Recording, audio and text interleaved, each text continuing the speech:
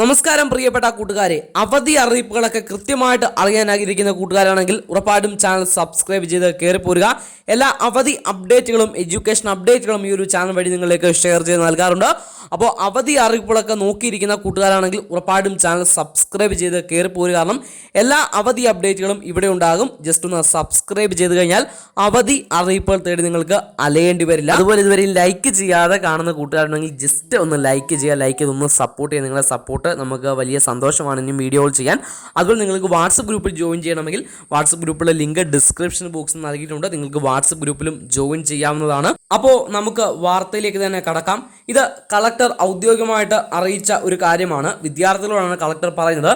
ജില്ലയുടെ വിവിധ ഭാഗങ്ങളിൽ പെയ്യുന്ന മഴയുടെ അളവ്, തീവ്രത, പുഴകളിലെ ജലനിരപ്പ്, വെള്ളക്കെട്ട് സാധ്യത, മണ്ണിടിച്ചിൽ ഭീഷണി, വിദ്യാർത്ഥികൾക്കും മാതാപിതാക്കൾക്കും അധ്യാപകർക്കും ഉണ്ടാകുന്ന ബുദ്ധിമുട്ടുകൾ എന്നിങ്ങനെ വിവിധങ്ങളായ ഘടകങ്ങൾ ദിവസേന നടത്തുന്ന ഉദ്യോഗസ്ഥതല അവലോകന യോഗത്തിൽ വിലയിരുത്തിയാണ് വിദ്യാർത്ഥികൾക്ക് അവധി പ്രഖ്യാപിക്കുന്ന കാര്യത്തിൽ തീരുമാനമെടുക്കുന്നത്. അപ്പോൾ മഴ പെയ്താലല്ല, മഴ കനത്താലാണ് അവധി പ്രഖ്യാപിക്കുന്നതെന്ന് കോഴിക്കോട് കളക്ടർ തൻ്റെ ഫേസ്ബുക്ക് പോസ്റ്റിലൂടെ പങ്കുവച്ചു. വളരെ വലിയ സ്വീകാര്യതയാണ് ഈ ഒരു പോസ്റ്റിന് ഇപ്പോൾ സോഷ്യൽ മീഡിയയിൽ ലഭിക്കുന്നത്.